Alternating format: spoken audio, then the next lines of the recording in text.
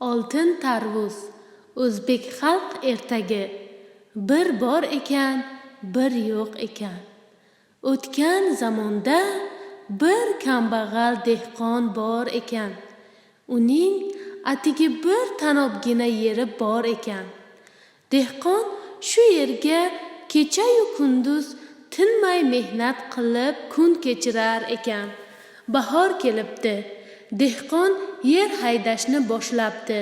Yerni 2 marta haydab bo'lib yaqinidagi katta soy bo'yiga salqinlab o'tirsa, osmonda uchib kelayotgan bir laylak qulab tushibdi. Dehqon qarasa, laylakning qanoti siniq emish. Dehqon haligi laylakni darrov uyiga olib borib, siniq qanotini taxtacha bilan bog'lab, bir qancha vaqt uni boqibdi. Laylak sog'ayib uchib ketibdi. Bir kuni dehqon chigit ekib yursa, laylak pastlab uchib o'tibdi. Dehqon esa chigitni ekayveribdi. Biroq laylak yana pastlab o'tiribdi va 3 dona tarvuz urug'i tashlab ketibdi. Dehqon ularni ham ekib qo'yibdi. Bir necha kundan keyin chigit bilan tarvuz baravar urug'i ham unib chiqibdi. Bir necha kundan keyin chigit bilan baravar tarvuz urug'i ham unib chiqibdi. Dehqon ekinni vaqtida o'tabdi, sug'oribdi, chopibdi. Shunday qilib hosilni yig'ayotgan payt ham kelibdi. Bir kuni dehqon 3 ta tarvuzni uzib uyiga olib kelibdi. Tarvuzlar juda katta ekan. Dehqon o'zining yaqin qarindosh urug'lari va oshna og'aynilarini mehmonga chaqiribdi. Bir mahal tarvuzga pichoq ursa, pichoq sir kesmas emish. Uni qo'yib, ikkinchisini so'ymoqchi bo'libdi. Pichoq o'tmabdi. Uchinchisini ham shunday bo'libdi. Dehqon ham, mehmonlar ham hayron bo'libdi.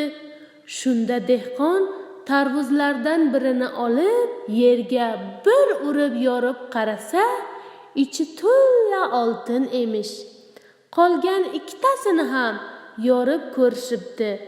Ularning ham ichida to'la oltin emish. Kambag'al sevinib ketibdi va hammasini mehmonlarga ulashibdi.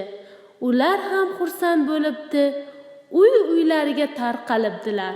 3 tup tarvuzning har biri 10 tadan solgan ekan. Dehqon qolgan tarvuzlarni ham yig'ib olibdi. Shunday qilib kambag'al dehqon juda boy bo'lib ketibdi. Uning bir boy qo'shnisi bor ekan. U haligi kambag'al dehqondan "Sen qanday qilib boyiding?" deb so'rabdi. Dehqon bo'lgan voqeani aytib beribdi.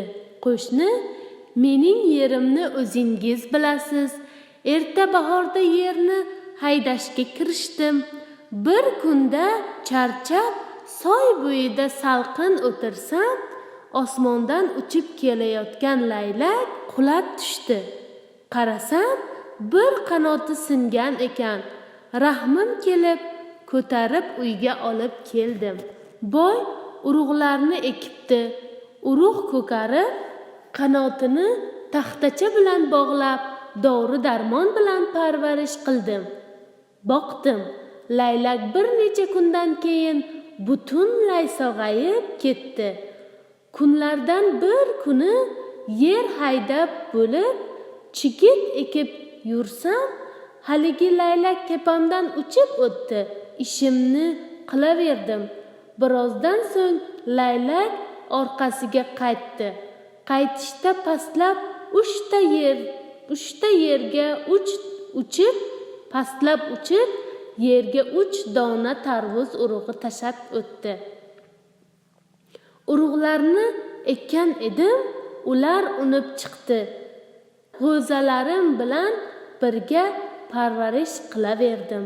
tarvuzlarni so'ysam ichidan oltin chiqdi. Shunday qilib boyib ketdim, debdi.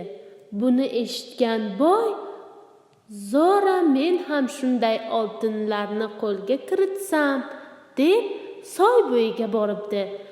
Bir vaqt boy nariroqda laylakni ko'ribdi. U sekin borib poylab turib, laylakning oyog'iga tayoq otibdi. Laylakning oyog'i sinib, ucholmay qolibdi. Boy darrov uni tutib, uyiga olib kelibdi. Oyog'iga taxtacha bog'lab parvarish qilibdi.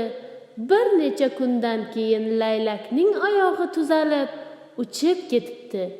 Boy ham kuni dalaga chiqib, laylakni kutaveribdi.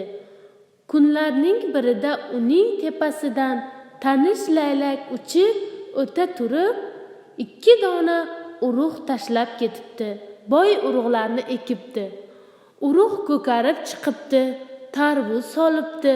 Tarvuz pishishi bilan boy hamma qarindosh urug'larni mehmonga chaqiribdi. Tarvuzga pichoq urgan zamon u yorilib ketibdi va ichidan katta qovog'arilar chiqib o'tirganlarni talay boshlabdi. Boy tura solib, ularni haydamoqchi bo'lgan ekan, arilar uni ham boshi demay, yuzi demay chaqib tashlayveribdi. Oradan sal vaqt o'tgach, boyning kallasi, burni, lablari shishib ketibdi.